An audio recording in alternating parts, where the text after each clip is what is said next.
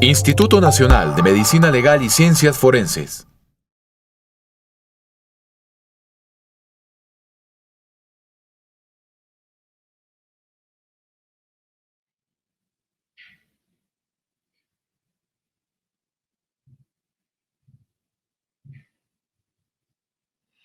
Bueno, muy buenos días.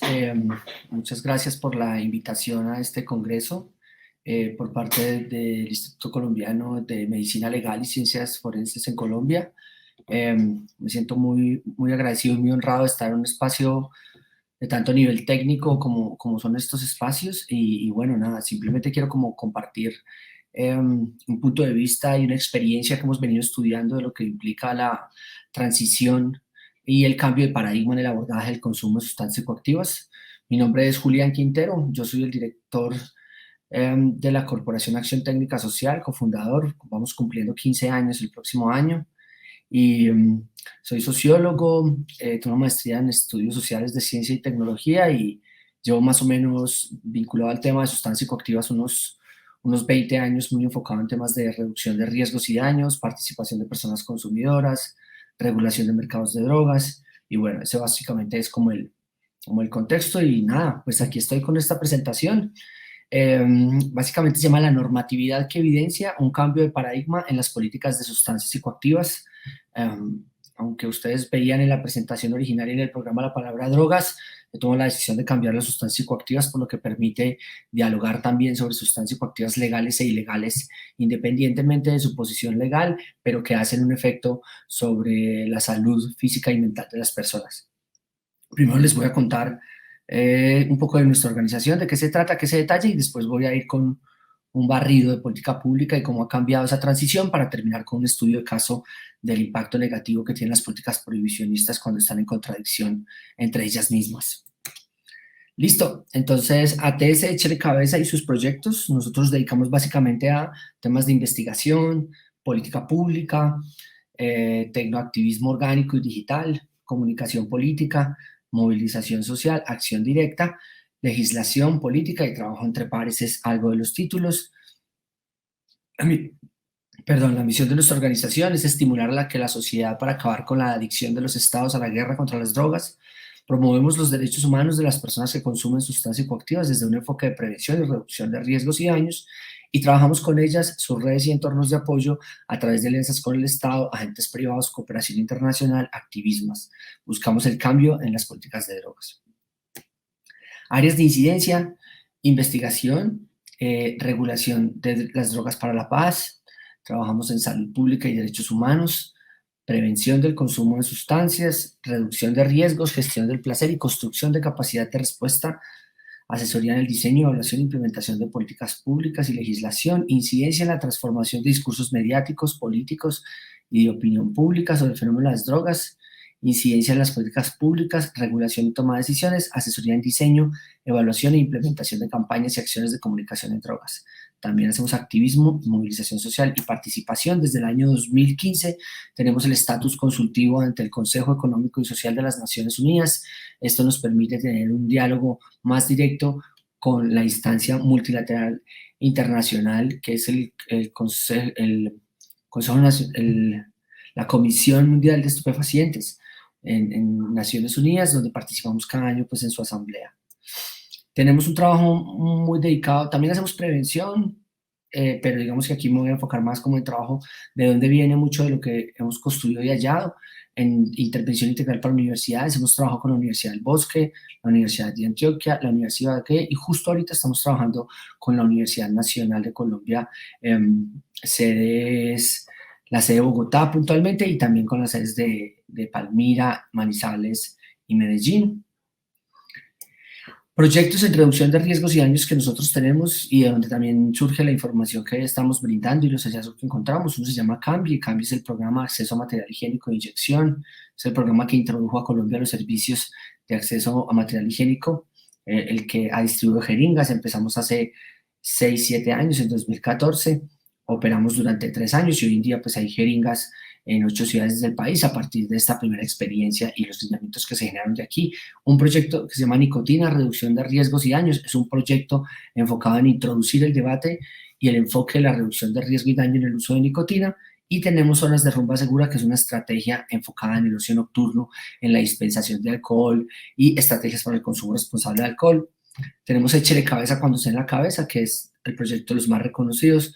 Es un proyecto que busca generar y difundir información sobre sustancias psicoactivas para la reducción del riesgo y el daño, orientado a promover y fortalecer la capacidad de decisión y respuesta de la población joven vulnerable y no vulnerable frente al consumo, así como la generación de prácticas de autocuidado hacia personas usuarias no problemáticas. Este es el proyecto, cumple 12 años, acaba de cumplir, y es un proyecto que ha impactado de manera directa a más de 120.000 personas en Colombia, participando en más de 180 eventos de música, festivales, analizando poco más de 18.000 sustancias, que ha terminado en últimas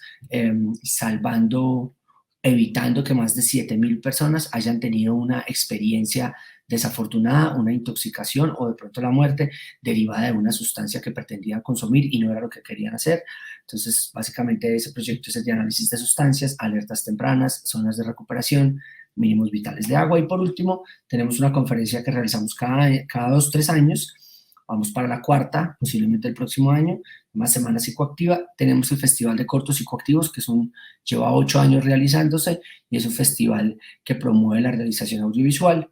Tenemos el proyecto Coca Regulada, Paz Garantizada, que promueve la regulación del mercado de la coca y la cocaína, y Apoyo No Castillo, que es el evento internacional que realizamos para resignificar la conmemoración anual de Guerra contra las Drogas. Entonces, eso básicamente es nuestra organización, y entonces aquí quería contarles un poco esta pequeña línea de tiempo de cómo hemos ido cambiando en la política pública en Colombia, cómo se ha abierto una línea diferente, y eso termina generando una contradicción que es natural y una tensión cuando se transita, cuando hay un cambio del paradigma o se transita de un lugar a otro.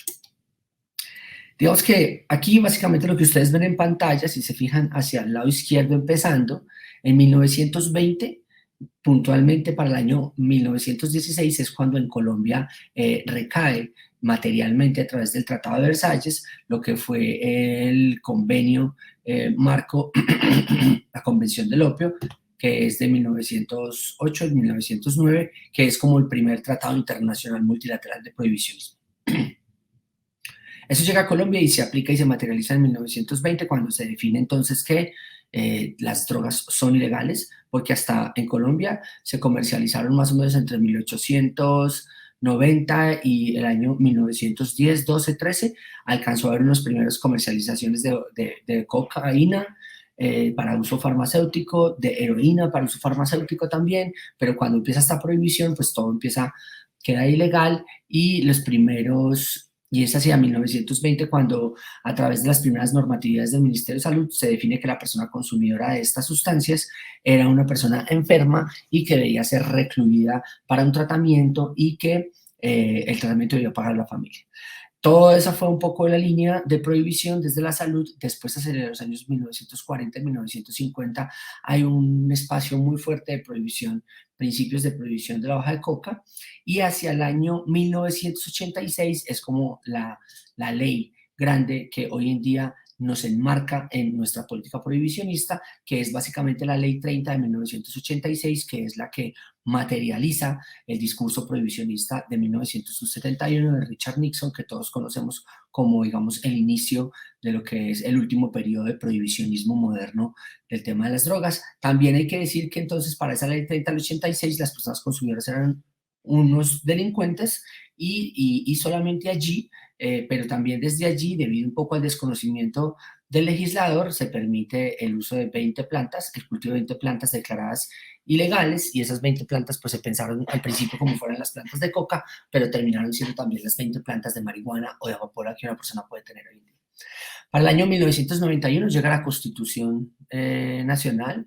Esa Constitución de alguna manera es una Constitución de las libertades, es una Constitución secular, es una Constitución mucho más liberal, y en el año 1994, con la sentencia del señor Carlos Gaviria, a partir del artículo del libre desarrollo de la personalidad, pues empieza a materializarse el primer quiebre en lo que es la política prohibicionista en Colombia, donde un fallo de la Corte indica que las personas consumidoras de sustancias no son delincuentes, como decía la ley 30 del 86, sino que son enfermas y que deben ser tratadas como tal por el sistema de salud.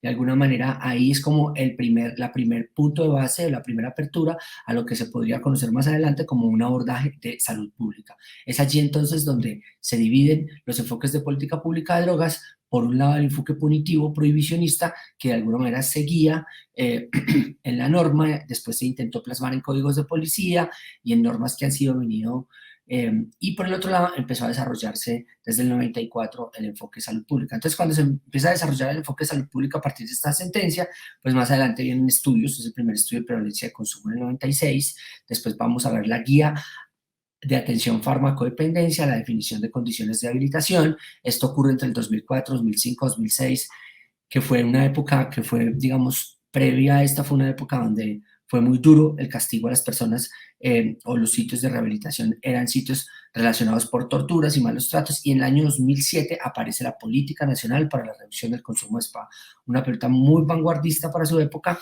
y una política que incluía los 4 ejes de intervención que se llaman prevención, mitigación, eh, construcción de capacidad de respuesta y superación de consumos problemáticos. Ahí ya tenemos una política pública muy vanguardista para su época y que empezó a marcar como los nuevos lineamientos, como ven ahí en el mapa, como ven ahí ustedes en la gráfica, vemos que entonces venimos del prohibicionismo, vamos hacia una despenalización por el libre desarrollo de la personal del 94, pero aquí empieza a construirse un enfoque más asociado a los derechos humanos y a la salud pública. Acá en el 2012 sale la ley 1566 del 2012 que dice que las EPS deben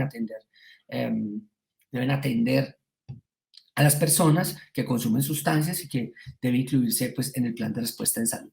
Después ahí vemos entonces pequeños impactos en el tema del cambio del paradigma. Vemos las leyes en trataria en salud, la suspensión del glifosato para el 2015, empieza la reglamentación del cannabis medicinal, empieza toda la tarea que se materializa en 2017 y vamos viendo entonces cómo se va desprendiendo un enfoque de la prohibición y empieza a abordarse un enfoque de salud pública, un enfoque de regulación, un enfoque de atención en salud. Para el año 2017 llega la regulación del cannabis medicinal. En el año 2018 el gobierno del señor Santos deja los lineamientos de política pública, pero entonces aquí, cuando veníamos en este impulso, en un impulso en el que se empezaban a abrir ya el camino relacionado con la reducción del riesgo y el daño, perdón, y con el camino de la salud pública, entonces lo que encontramos es que intenta haber un retroceso en las libertades individuales y llega el decreto 1844 del señor Iván Duque, 6 meses después. Él se posiciona en agosto y para el mes de octubre sale un decreto al que todas luces el Ministerio de Salud, el Ministerio de Justicia, las organizaciones de la sociedad civil advirtió que era inconstitucional, que no superaría un control constitucional. Sin embargo, este decreto se puso a rodar y básicamente, como pueden ver acá, lo publica en 2018 y en 2019 en 2019 que lo ven acá, para el mes de abril creo, ya la Corte Constitucional deja sin piso ese decreto. Meses después, un año después, en el 2020, el Consejo de Estado vuelve y actúa sobre ese decreto, terminando de dejar sin piso y llevándose por delante unos artículos del Código de Policía para ese entonces. Entonces, vemos cómo hay una división. Viene el prohibicionismo, después de ahí se desprende el enfoque de salud pública, va avanzando en un tema de derechos. Sin embargo, el gobierno prohibicionista de Iván Duque vuelve y retrocede para intentar cercenar libertades individuales y derechos que ya habían sido protegidos por la Constitución, pero la Constitución, el Consejo de Estado y la Corte Constitucional ejercen un control muy rápido en el cual se suspende. Sin embargo, más adelante vamos a ver el estudio de caso del impacto que esto tuvo en la vida social y en la convivencia de las personas. ¿A qué nos vamos a enfrentar entonces ahora en los próximos 10 años y cuál va a ser el futuro del debate de drogas desde nuestra perspectiva? Digamos que estamos en este momento, nunca en la vida habíamos tenido tantos proyectos de ley como los que tenemos en este momento sobre el tema de regulación del mercado de drogas. Tenemos 2 proyectos de regulación de cannabis, uno, el del senador Lozada, que es un proyecto de reforma constitucional donde quita la prohibición de la Constitución. Son 8 debates. La próxima semana, en estas semanas ha habido Ha habido varios debates como ustedes se han enterado. Ya yo creo que antes de que termine este año deberá surgir el cuarto debate, son 8. Vamos, y el otro proyecto de ley es el de Gustavo Bolívar, que es una ley estatutaria que necesita 4 debates, y en esta temporada también se debatirá antes del 20 de diciembre, por lo menos una vez desde el Senado de la República. Tenemos 3 proyectos de ley de uso de vaporizadores. El uso de vaporizadores se incluye acá, ¿por qué? Porque son sustancias que son dispositivos que proveen eh, que proveen nicotina. La nicotina es una sustancia psicoactiva y que deben ser regulados de manera diferencial, una intención ahí muy fuerte. Esperamos que vuelva a presentar el proyecto de ley de regulación de coca y cocaína el próximo año. Es un proyecto que es más como debate. Todavía la sociedad no está preparado para dar ese salto. Todos están esperando qué vaya a pasar con cannabis. Cannabis es una cosa transitoria.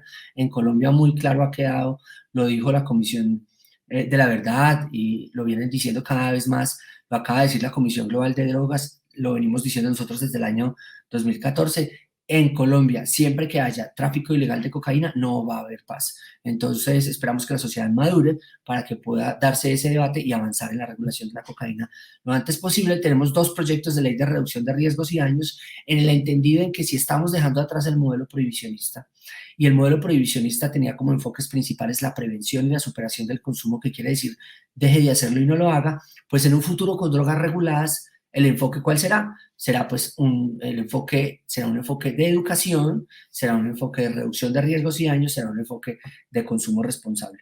Después de ahí, ¿qué se nos viene entonces? Eso en temas legislativos, pero en temas de movilización social y activismo vamos a ver un empoderamiento mucho más fuerte de las comunidades canábicas. La gente del cannabis cada vez está saliendo más del closet psicoactivo. Estamos viendo mucho reformas de políticas públicas, cada vez vemos más lineamientos. Es probable que en el próximo año, por lo menos Bogotá o el Ministerio o el Consejo de Bogotá o la Secretaría de Salud de Bogotá o el Ministerio de Salud de Bogotá van a sacar, por ejemplo, lineamientos para el bienestar y los espacios, el bienestar en los espacios de fiesta y ocio. Y esos son lineamientos de política pública. Vamos a ver mucha participación de personas consumidoras cada vez más y vamos a un discurso regional y global. Yo creo que ya vieron que esta onda y este debate está cada vez hacia afuera. Y el contexto mundial va a ser la de regulación de sustancias, va a ser mucho de usos terapéuticos y medicinales y en general va a ser un cambio de paradigma. Entonces estamos viviendo una época en la que estamos en la transición del cambio del paradigma y es básicamente que, como pueden ver acá, conceptos claves en el cambio de paradigma, y es que estamos dejando atrás la prohibición. La prohibición básicamente era un enfoque que pretendía eliminar las sustancias, que pretendía eliminar a las personas consumidoras, no físicamente, sino a través de la prevención o a través de la superación del consumo, y prevenía, y lo que prometió también era eliminar la disponibilidad y la diversidad. Como podemos ver en esta guerra contra las drogas, quien ganó la guerra fueron las drogas y hoy en día hay más personas consumidoras, hay más diversidad de sustancias en el mercado y hay más volumen de sustancias en el mercado. 1.896 toneladas de cocaína se estimaron para el año 2021 por parte de las Naciones Unidas. Es una cifra récord que nunca ha dejado de descender y que tiene que ver mucho pues con la demanda del producto. Estamos dejando atrás ese modelo de prohibición que además tenía conocíamos el modelo de la guerra, ¿no? Como la prohibición se materializa en guerra contra las drogas y esa guerra se daba de alguna manera mediante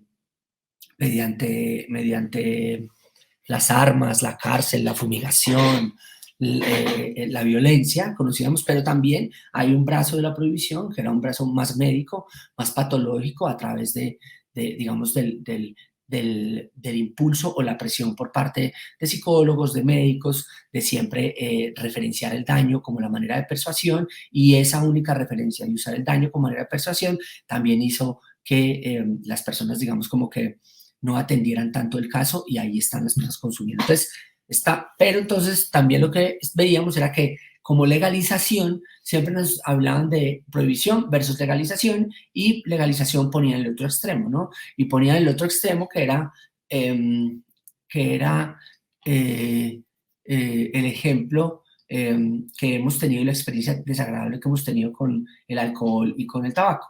Entonces siempre nos decían, y algún candidato a la presidencia hace pocos meses decía, entonces si legalizamos, mi hijo va a comprar la cocaína con los chicles. Y fue como la manera en cómo quisieron negar la transición. Porque desafortunadamente no podemos volver a cometer el error de entregar en la explotación comercial, venta, consumo de productos potencialmente nocivos para la salud, pero que las personas no van a dejar de consumir a las lógicas del mercado, ¿no? Entonces, legalización es un poco como ese extremo donde quien administra, vende, produce y dice cómo se consume, pues es el mercado, y tenemos pues los ejemplos tan desagradables del hombre Malboro, de las chicas Águila, de la Copa Mustang, que fueron, digamos, como esa intromisión tan dura y esa venta de unos productos muy peligrosos sin ningún tipo de control. Entonces, frente a esa oposición aparece la regulación, y la regulación es ese punto intermedio, ¿no? Donde el Estado, a través de normas, reglamentos, leyes, pues fija unas condiciones para que esos productos que pueden ser nocivos para la salud, pero que la gente no va a dejar de consumir, sean vendidos de una manera donde se minimice el impacto negativo de este consumo. Y entonces hablamos de que la regulación implica licencias,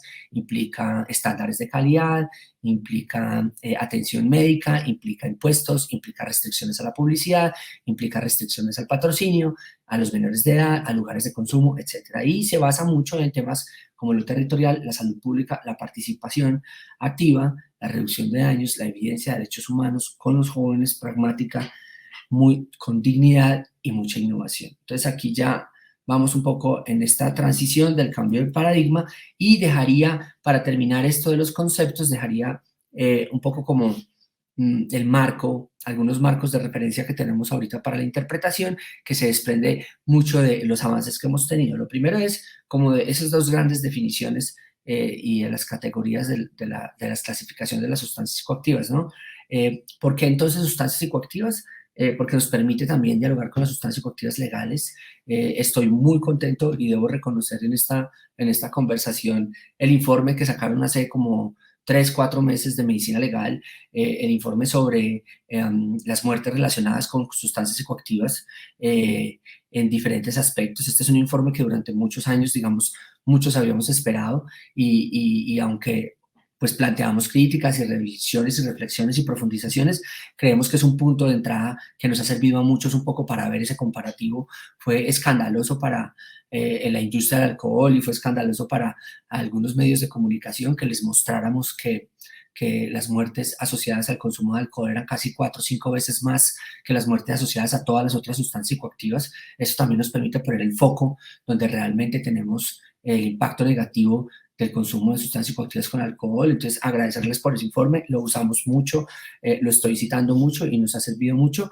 Y bueno, claro, también como eh, eh, eh, tener que contener la crítica tan dura de los canábicos, que trabajo con muchos canábicos, donde más de 1000 muertes se asociaron al cannabis, y muchas veces confunden, y ha habido que explicarles que asociarse al cannabis no quiere decir sobredosis del cannabis, pero bueno, ese tipo de cosas que yo sé que con el tiempo van a ir mejorando, y espero que pues que cada año puedan ir sacando este informe, y quería solo hacer esta cuña y darles esas gracias por ese informe.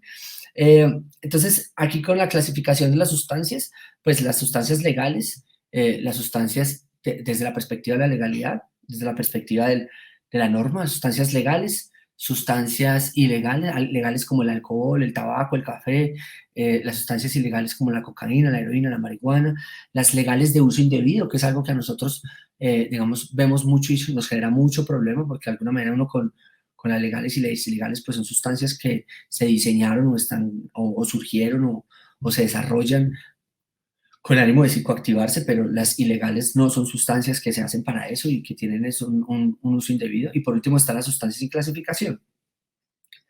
De la otra clasificación que también usamos, pues son las sustancias, los 5 grupos grandes, que podríamos decir que son las depresores, estimulantes, alucinógenos, enteógenos y los nootrópicos. Sin embargo, pues cada vez se desprenden más ramas.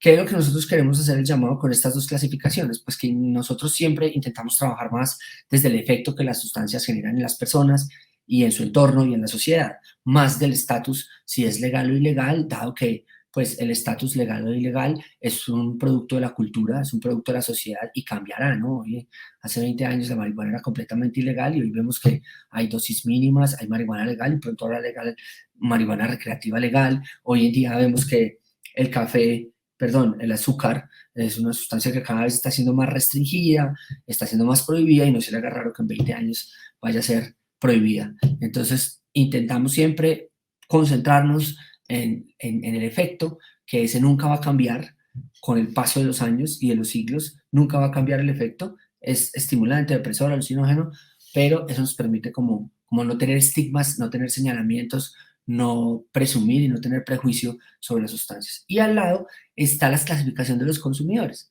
Esta clasificación de consumidores viene de unos lineamientos del Ministerio de Salud, del que tuvimos la oportunidad de participar en la escritura de ese documento, y se abría la baranda y se abría el abanico de definiciones y de conceptualizaciones de las personas consumidoras. Perdón, gracias. Entonces se abría el abanico y era porque, pues antes las personas consumidoras eran como que decimos nosotros como A o B, ¿no? Como eres bueno o malo, si consumes eres malo, si no consumes eres bueno. Y entonces eso también permitía unas clasificaciones muy de blanco y negro, y lo que nos hemos dado cuenta con los años es que las clasificaciones de las personas consumidoras tienen unos matices, ¿no? Y esos matices podrían ir desde de extremo a extremo. Digamos que el experimental es una persona que usa sustancias una vez y no lo vuelve a hacer, ahí echando números y haciendo malos cálculos. En algún momento con el equipo decíamos que si todas las personas que han probado marihuana en Colombia en los últimos 30 años más o menos, al menos una vez en la vida, siguieran fumando marihuana, hoy en día tendríamos unos 8 millones de marihuaneros en Colombia, 9 millones de marihuaneros, digamos como, o personas usuarias de cannabis. Discúlpenme que trabajo mucho con ellos y nos permitimos esos lujos, pero tendríamos como personas usuarias de cannabis 8 o 9 millones y no tenemos poco más de 800.000, creo que tenemos, o hasta 1 millón, pero que son personas de uso regular. Entonces, miren que la mayoría de las personas prueban y nunca lo vuelven a tocar. Están las personas consumidoras recreativas, que se consideran recreativas y para lo que están usando ahorita el eufemismo del uso adulto para poder que pasen los proyectos de ley. Recreativos, digamos que es una persona que usa su tiempo libre con el fin del esparcimiento y el cual lo acompaña de sustancias psicoactivas. Muy eso relacionado con la socialización. Después están los usos habituales, que los usos habituales están muy asociados de pronto a los usos individuales de personas perdón, de personas que empiezan a generar un hábito con ellas, de pronto un hábito para la funcionalidad, ahí se pone el ejemplo del café, se pone el ejemplo de la nicotina, se pone el ejemplo del cigarrillo de la tarde, y como que se pone el ejemplo de la cerveza de la tarde, como estas sustancias que generan un hábito con los consumidores. Ya después ahí podríamos pasar a los dos consumos que podrían ser catalogados como problemáticos, que es el dependiente, que es un dependiente que puede generar una dependencia psicológica, una dependencia física, que casi siempre está asociada al problema, no siempre, pero sí. Y está el problemático, pues básicamente el problemático es el que su consumo afecta su funcionalidad. ¿Y qué es la funcionalidad? Pues cumplir con las expectativas del rol social que está o del rol que se impone en la sociedad, ¿no? Entonces, muchas veces el problemático no ni siquiera es el que consume mucho, el que consume todos los días, depende, sino que de pronto sabes quién en una sesión de consumo, que puede ser cada 2 o 3 meses, pues son unas prácticas de consumo muy riesgosas y solamente se emborracha una vez cada 3 meses, pero ese día se gasta el dinero del arriendo, tiene relaciones sexuales sin condón, maneja un auto eh, eh, embriagado, golpea a sus amigos, y de todo eso es un problema y no necesariamente es una dependencia. Por último, entonces, para terminar definiendo el uso ritual, pues que el uso ritual va desde el yagé y las comunidades indígenas hasta el vino del fin de semana en la iglesia. Y por último, para reducir el tema funcional y no funcional. Entonces, aquí terminaría como esta parte relacionada con el tema de el consumo y las nuevas categorías, y entonces voy ahorita con este estudio de caso que está en construcción, digamos que ya lo hemos venido desarrollando y esperamos poder tener una publicación pronto, pero básicamente yo fui asesor de la Secretaría de Seguridad de Bogotá y lo que nos dimos cuenta haciendo los estudios del 9 y 10 de septiembre del 2021, recuerdan ustedes que fue una noche en la que dos policías, bajo condiciones de maltrato, pues terminaron asesinando al abogado Javier Ordóñez, y eso desató de alguna manera una ola de violencia en la ciudad, donde principalmente se vieron afectados los CAIs. Entonces, ¿qué es lo que tenemos ahí en ese contexto y un poco cuál es la coyuntura de ese momento? Normas contradictorias sobre porte y consumo que afectan la convivencia y la seguridad, violencia derivada de la guerra contra las drogas. Hoy en día, si algo saben las personas consumidoras de sustancias psicoactivas en las calles, es que saben que hay algo que se llama libre desarrollo de la personalidad y saben que hay algo que se llama dosis mínima. Eso es protegido a partir de la Constitución del 91 y es a partir de la sentencia C224 y diferentes fallos, sentencias y normas y jurisprudencias han venido validando y defendiendo esa tesis desde el año 1994. Sin embargo, y con todo eso que ya se había instalado y que ya lo sabían los jóvenes y que todo el mundo lo tenía claro y que hasta la policía lo tenía claro, así no le gustara, pues viene el decreto presidencial 1488 de 2018 en el mes de octubre, donde el presidente básicamente dice que se prohíbe el porte y consumo de sustancias psicoactivas en el espacio público, yendo completamente en contra de todo lo que dice la Constitución, lo que dice el fallo de la Corte Constitucional y también, digamos, teniendo como hermanitos al decreto que tiene Peñalosa, que dejó Peñalosa en Bogotá, no sé, una semana, 2 semanas antes de terminar su presidencia, de su alcaldía, sobre que no se puede consumir a 200 metros en los entornos educativos y hospitalarios, que es un decreto completamente inconstitucional también.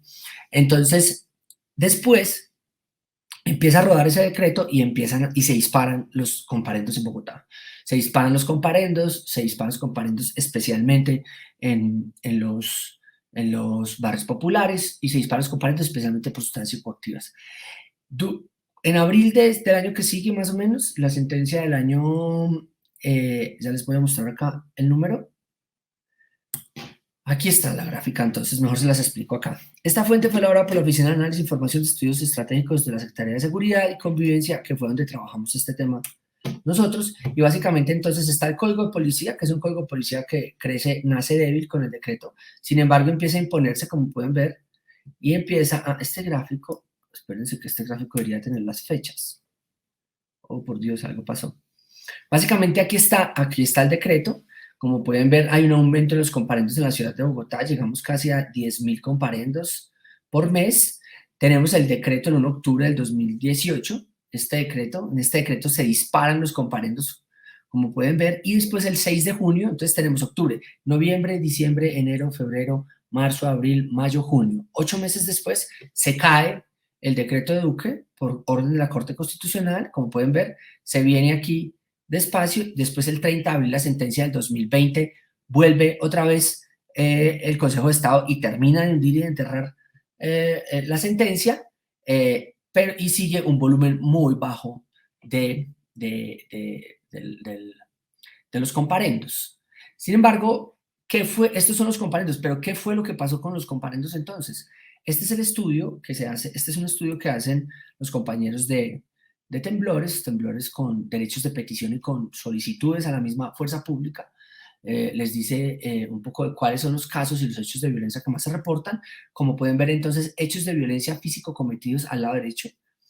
Hechos de violencia física cometidos por la Policía Nacional entre el 2017 y el 2019, según factor de vulnerabilidad. Los usuarios de drogas aparecen en el primer punto de vulnerabilidad, doblando el segundo grupo vulnerable, que eran los negros, palenteros y raizales. Y como pueden ver, esto ocurre entre el año 2017 y 2019, época en la cual 2017 y 2019 época en la cual es el mayor volumen de comparendos derivados de medidas que fueron en contra de la Constitución, como el Código de Policía y como el Decreto Iván Duque.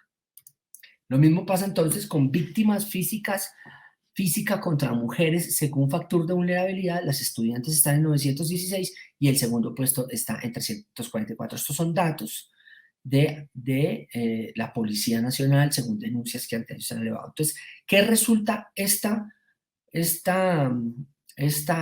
qué resulta este intento del presidente Iván Duque por retroceder, por negar y por desconocer los avances en libertades individuales y en consumo de sustancias psicoactivas y en derechos de las personas consumidoras, en un contexto además en que el mundo está cambiando de paradigma y en que los jóvenes conocen ya muy bien sus derechos? Pues termina en esto.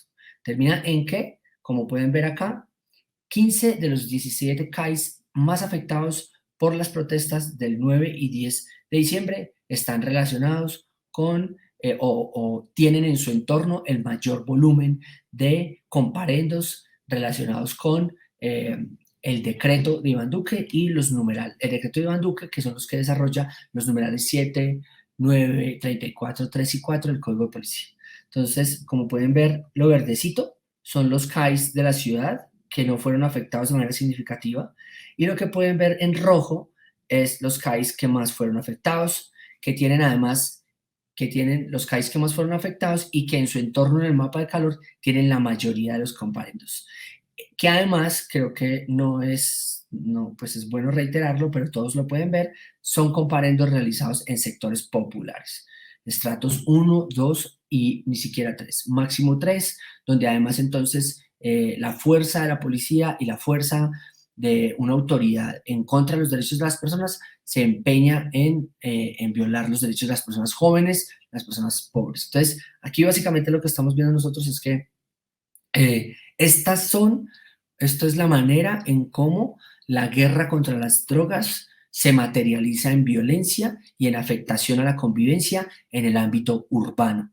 Básicamente siempre pensamos que la guerra contra las drogas está en el campo, está en lo rural, está en las montañas, y que en la ciudad la guerra se materializa entre las bandas o entre la guerra de policías contra ladrones, pero lo que vemos es que la guerra se empeña contra los jóvenes y son los jóvenes los que terminan en una oportunidad motivada por una vulneración del derecho, además a una persona consumidora, porque el principal argumento era que estaba borracha, termina en esto, en una afectación a la convivencia, en una afectación a la ciudad. La policía lo tiene clarísimo, tuvimos y a mí particularmente me tocó ir a varios talleres y a varias jornadas de sensibilización y formación a muchos policías de estos que estaban en esos CAIs, escuchar su realidad, pero también sabían qué era lo que había pasado.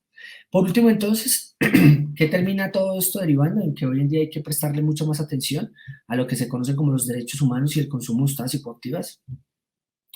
Esta es una publicación y estos son los derechos humanos que definen la Oficina de los Derechos Humanos de las Naciones Unidas para las personas usuarias de sustancias psicoactivas. Creo que lo primero tiene que ver con la dignidad. Es el primer derecho humano. Durante décadas se ha pensado que las personas que usuarias de sustancias psicoactivas ilegales más no legales son delincuentes, enfermas o interdictas y mentalmente incapaces a las que hay que rehabilitar, y que los expertos en salud y la ley le ponen sus fórmulas mágicas para sacarlo del flagelo contra las drogas. Creo que ahí hay que empezar a pensar que son personas, son ciudadanos, son hijos, son padres que en su mayoría, como bien lo saben ustedes, son personas que no tienen problemas graves derivados de la salud, derivados del consumo, y pues y que como tal hay que empezar a hacer esa transición. Primero eran delincuentes, ahora se catalogan como enfermos, algo en lo que no nos vamos sintiendo muy cómodos, y ahora hay que transitar a ciudadanos y ciudadanas que tienen comportamientos de riesgo y que deben ser atendidos por el sistema de salud. Menos del 15% de las personas en promedio tienen problemas graves derivados del consumo, y es con ese 15% que tiene problemas graves que atienden al 85% que no tiene problemas graves o no tiene problemas que afecten su funcionalidad.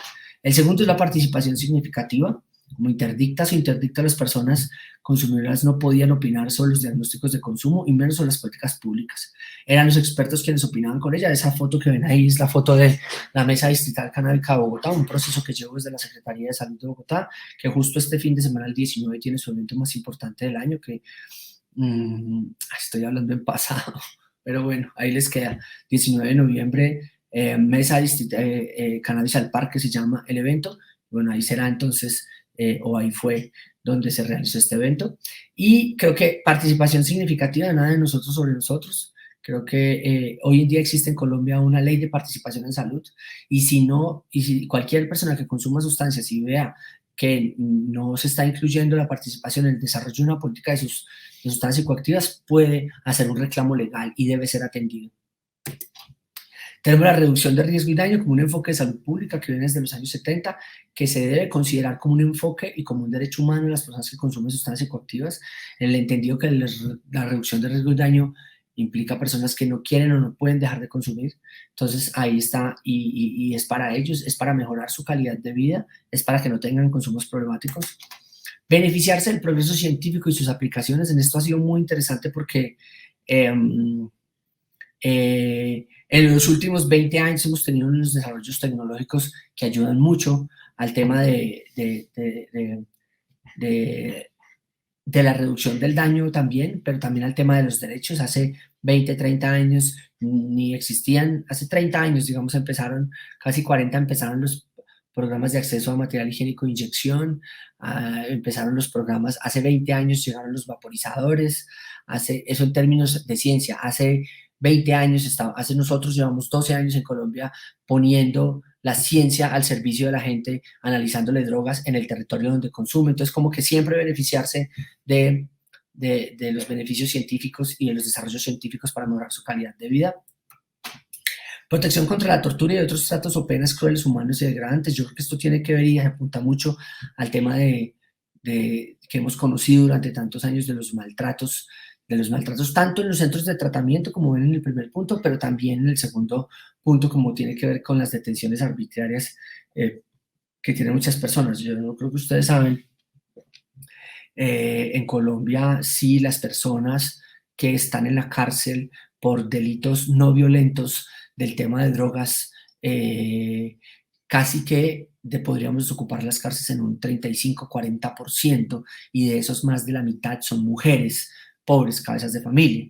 Entonces, creo que ya es hora, y como lo están viendo ustedes en Estados Unidos y otros países, y es que una de las primeras medidas que se deberán tomar una vez empiecen todos los modelos de regulación es amnistía, perdón o condonación de esas penas que muchas personas están pagando, básicamente porque por temas de pobreza o de tradición, o terminaron vinculadas a comercialización de drogas en pequeñas cantidades y terminaron en la cárcel. Eso descongestionaría las cárceles y podría poner el foco donde debe ser. Ustedes saben que en Colombia los grandes narcos no están en la cárcel, y los que se dejan coger o se entregan se van a Estados Unidos a negociar, porque allá les va mucho mejor pagando por sus penas.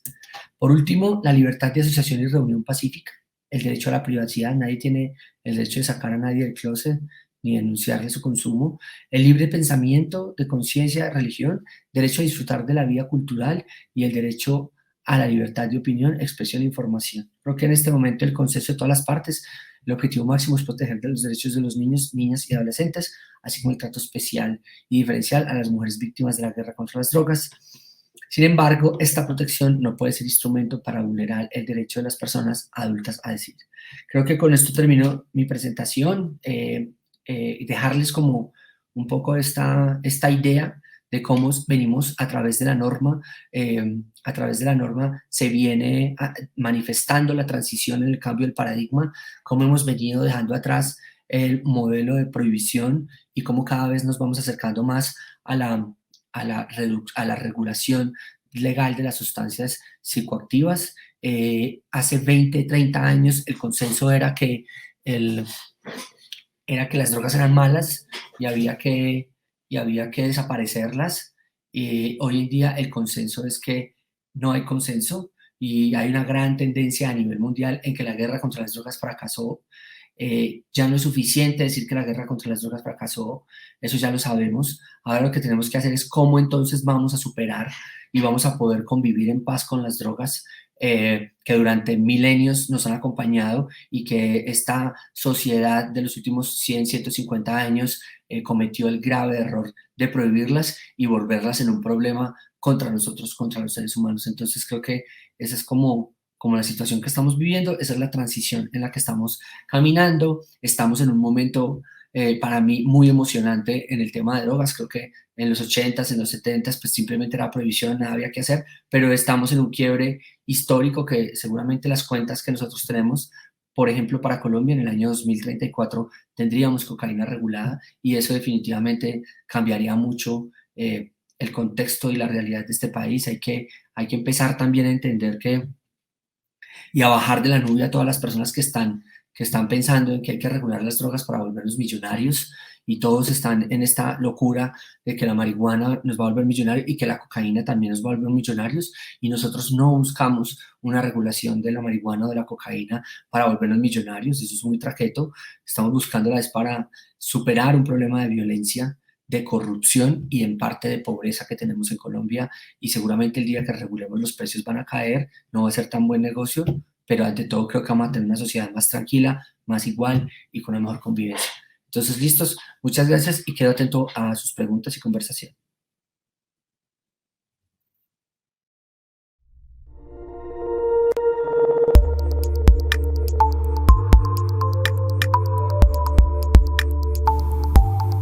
Instituto Nacional de Medicina Legal y Ciencias Forenses.